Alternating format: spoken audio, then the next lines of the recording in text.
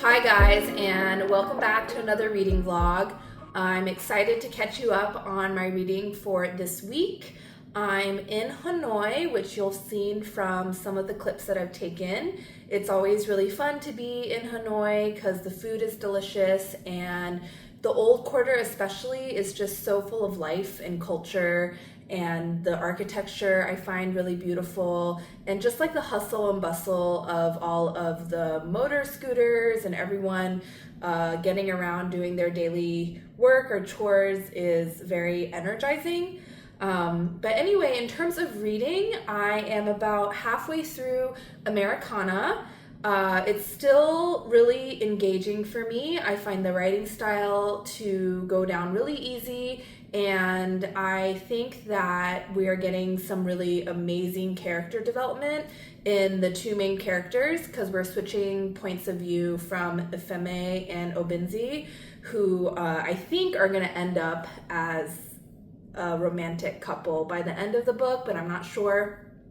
I am finding it a little bit difficult to keep track of all of the characters, like the side characters that are being introduced, and I almost feel like maybe they're not really meant to stay on your radar. I feel like the author Chimamanda is actually using them as vehicles almost to either say something about like the social context or have a bit of a commentary on, you know, different types of people and their places in society, especially in terms of Africans, Black British people, Black Americans, white Americans. So in terms of the reading experience, it was getting a little bit confusing, or almost even a little bit frustrating, like having new characters introduced every single chapter. But I think my approach will be to just, you know, not try to track all of them. And I feel like they're just playing supporting roles to either build out the context, build out the world, or to support the development of our two main characters.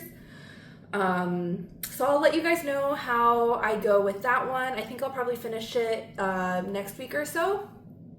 Then I also started Kairos by Jenny Erpenbeck, which I had been meaning to read for a while, but I kind of forgot what it was about. So I started it on Sunday when I was flying here, and I'm only about a chapter in, and I realize it's an age gap romance.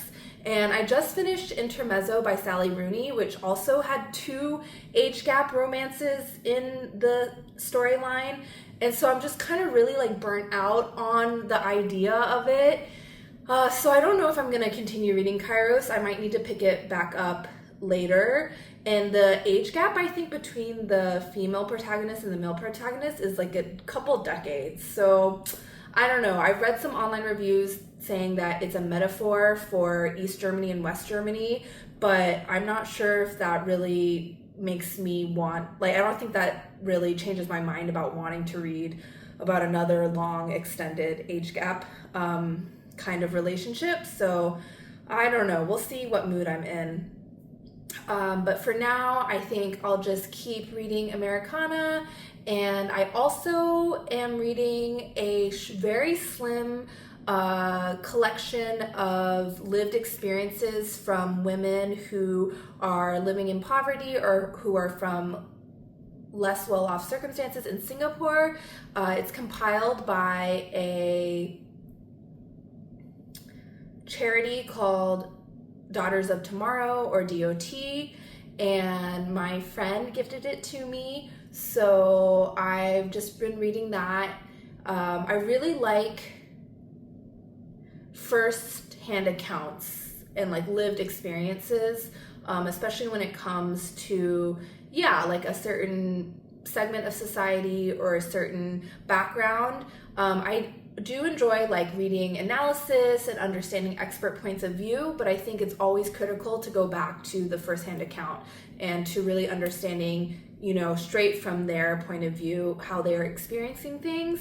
So it's called Dreams of Our Daughters, and I think I'll have a separate video on that up because I found it to be really inspirational, but also eye-opening, and I want to recommend it to you guys. So thanks for tuning in to this reading vlog. I hope you enjoyed some of the clips that I shared of Hanoi, and I'll see you guys in the next video.